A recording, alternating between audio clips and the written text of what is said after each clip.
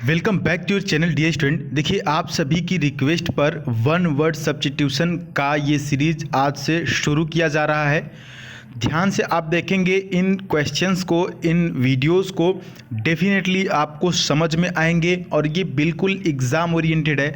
आप चाहें तो एक रजिस्टर मेंटेन कर सकते हैं, एक अपने नोटबुक में इन सब को लिखते चल रहे हैं। एक बात है। दूसरी बात यह है कि अगर इन वीडियोस का एक भी वन वर्ड या एक भी शब्द नहीं समझ में आएगा तो आप इसको डिसलाइक कर सकते हैं और जा सकते हैं। उसके बाद अगर आप चाहते हैं तो कमेंट करके अपने डाउट्स भी पूछ सकते हैं। अगर आपके डाउट्स ज़्यादा होंगे तो मैं डाउट क्लास के दौरान आपके डाउट्स को क्लियर कर दूंगा। तो निसंकोच आप इस वीडियो को देखिए और कहीं भी कोई भी प्रॉब्लम हो रही है तो आप कमेंट बॉक्स में शेयर कीजिए। आइए देखते हैं आज की इस वीडियो का पहला जो वन वर्ड से रिलेटेड क्वेश्चन है वो क्या है। One who play a game for pleasure and not professionally, यानी कि कोई ऐसा जो कि गेम खेलता है, एक खेल खेलता है, वो प्लेजर है, उसका शौक है और वो प्रोफेशनली नहीं है। होता है ना, जैसे आप क्रिकेट खेलते हो तो आप प्रोफेशनली नहीं हो लेकिन आप एक शौक के मारे खेलते हो। तो ऐसे लोगों को जो शौक के मारे खेलते हैं उनको अमेचर बोलते हैं। Option number D is right here. ठीक है, कभी भूलेगा नहीं ना, याद रहेगा। अमेचर का मतलब होता है शौकीन व्यक्ति। लिख लेंगे इसको। अच्छा, बाकी के ऑप्शन भी समझा दीजिए सर। तो देखिए, ऑप्शन बी तो बिल्कुल सिंपल है, प्लेयर। प्लेयर मतलब खिलाड़ी होता है। ऑप्शन नंबर ए जो है वेटरन। अब देखिए, वेटरन का मतलब अगर हिंदी में शुद्ध बताएं तो पक्का होता है। जैसे कहते हैं ना कि वो पक्का चोर है, तो he is a veteran thief. अभी जैसे बचपन में जब हम इंग्लिश पढ़ते थे तो इंग्लिश से शुरू में ही बहुत इंटरेस्ट है मेरा, तो मैं अपने दोस्तों से पूछता था कि अच्छा ये इसकी इंग्लिश क्या होगी। वह पक्का चोर है, तो नहीं बता पाते थे कि पक्का कहाँ से आ गया। तो पक्का चोर का मतलब कि वेटरन थीफ, यानी कि वेटरन को अगर डिफाइन करें इंग्लिश में तो बोलेंगे कि a person who has had a long experience in a particular field. एक ऐसा व्यक्ति जो किसी पर्टिकुलर फील्ड में, पर्टिकुलर क्षेत्र में बहुत ही एक्सपीरियंस रखा हो, उसको पक्का बोलते हैं, है ना। कहते हैं ना कि तुम पक्का ड्राइवर हो, समझ में आया, तो वो पक्का वेटरन। बाकी ऑप्शन सी भी समझा दीजिए सर। देखिए, काउंसिल लिखा हुआ है। काउंसिल का मतलब होता है एन एक्सपर्ट जज in matter of taste. Taste मतलब चखने, चखने वाले में एक एक्सपर्ट व्यक्ति, जिसको विशेषज्ञ भी कह सकते हैं या माहिर भी कह सकते हैं। ठीक है, सभी समझ में आ गया। आगे बढ़ लें। चलिए, वीडियो को समझ में आया तो उसको लाइक ज़रूर कीजिएगा अगर ये बात समझ में आई होगी तो। अगला है आपके सामने, ये ए क्यों लिख के आया यहाँ पर, टाइपिंग एरर हो गया है। चलिए देखते हैं। यहाँ पर लिखा हुआ है कि the thing which is not subject to death, यानी कि ऐसी चीज़ें, ऐसी वस्तुएं जो डेथ का सब्जेक्ट नहीं है, मृत्यु का सब्जेक्ट नहीं है, यानी कि वह वस्तु जो मृत्यु के अधीन न हो, उसको बोलते हैं एक शब्दों में इटर्नल। ऑप्शन नंबर बी से होगा, इटर्नल। देखिए, इटर्नल का मतलब होता है शाश्वत। शाश्वत यानी अनादि, अनंत। ठीक है, जो मृत्यु के अधीन न हो। ऑप्शन बी सही होगा। अच्छा, इस क्वेश्चन को लेकर के कुछ बच्चे कंफ्यूज होंगे। इमोर्टल भी हो सकता है सर, सोचेंगे, लेकिन इमोर्टल का मतलब इससे अलग है। इमोर्टल का मतलब होता है नाशवान, यानी कि जिनका परिणाम मृत्यु हो, इमोर्टल। ठीक है, इमोर्टल मतलब घातक भी होता है। बाकी ऑप्शन समझ लीजिए। गॉड गिफ्टेड का मतलब होता है, आपको पता है, कहते हैं ना कि वो गॉड गिफ्टेड है, मतलब भगवान का दिया हुआ, भगवान का गिफ्ट है। ठीक है, गॉड गिफ्टेड। ट्रांजिटेंट लिखा हुआ है ना, ट्रांजिएंट लिखा हुआ है। ट्रांजिएंट का मतलब होता है अस्थायी या क्षणिक बोल सकते हैं। Next dear student, the matter of one's own brother is killed. Sorry, matter नहीं, मर्डर है। The murder of one's own brother is killed, यानी कि अपने ही भाई की हत्या। इसको एक शब्दों में कहते हैं फ्रैट्रिसाइड।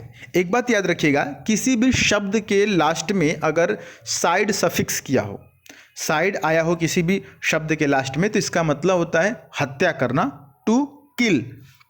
फ्रैट्रिसाइड मतलब भाई की हत्या। ठीक है, मैट्रिसाइड, मैट्री मतलब माता की हत्या। ठीक है, पैट्रिसाइड मतलब पिता की हत्या। इसकी एक ट्रिक समझ लीजिए। मैंने आपको बता दिया कि साइड का मतलब क्या होता है, हत्या करना, और पा, पा मतलब पापा, यानी पापा की हत्या यानी पिता की हत्या पैट्रिसाइड। माँ MA माँ यानी माता की हत्या, माँ की हत्या मैट्रिसाइड। होमिसाइड का मतलब होता है मानव हत्या। अब होमी का मतलब होम से नहीं है, इसका मतलब होम से नहीं, इसका मतलब ह्यूमन से है। तो ह्यूमन की हत्या, मानव की हत्या होमिसाइड। ठीक है, इसका सही ऑप्शन है डी फ्रैट्रिसाइड यानी भाई की हत्या। बात समझ में आ गई? आगे बढ़ लें, चलिए। बहुत ही आराम से समझिए और अभी आप इन चीज़ों को समझते चलिए, लिखते चलिए, बहुत ही मज़ा आने वाला है। चीज़ें धीरे धीरे आसान हो जाएंगी।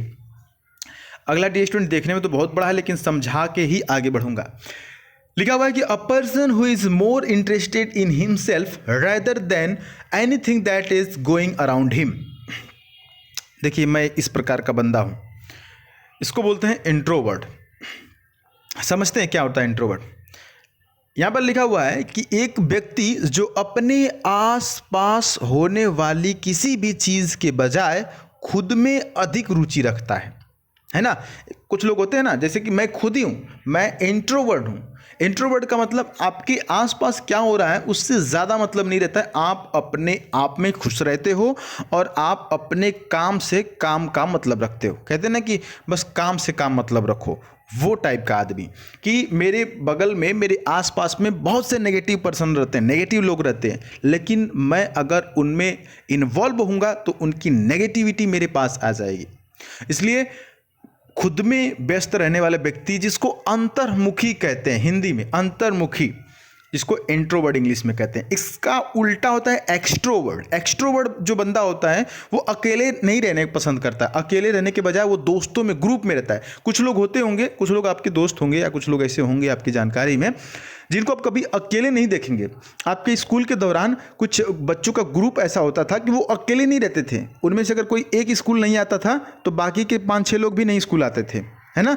तो वो लोग क्या है कि वो ग्रुप में रहना पसंद करते हैं, भीड़ भाड़ में, एक्सट्रोवर्ट है। लेकिन इंट्रोवर्ट अंतर्मुखी, कोई स्कूल जाए या ना जाए, कोई पढ़े या ना पढ़े, मैं जाऊंगा, मैं पढ़ूंगा, अपने काम से काम मतलब रखूंगा। ठीक है, इंट्रोवर्ट बोलते हैं। ये बात समझ में आ गई? चलिए बाकी के ऑप्शन समझा दीजिए सर जी। शाई का मतलब होता है संकोच करना या शर्मीला।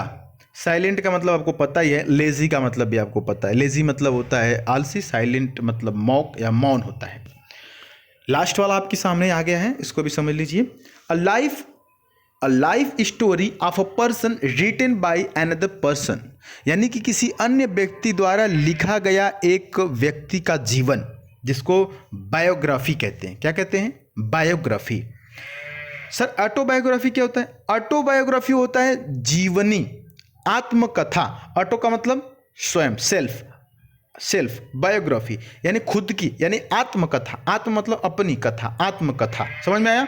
पैसेज का मतलब क्या होता है? पैसेज मतलब गलियारा। कहते हैं ना कि एक पैसेज है, घर में क्या है? एक छोटा सा पैसेज है, मतलब गलियारा है, मार्ग है, जिसको पाथ भी बोल सकते हैं या रूट भी बोल सकते हैं। ऑप्शन डी दिया हुआ है पोयम। पोयम का मतलब कविता होता है। ठीक है, तो यहाँ पर हमने आपको ये पांचों समझाए। समझ में आया तो चैनल को सब्सक्राइब करके नोटिफिकेशन बेल ऑन कर लीजिएगा।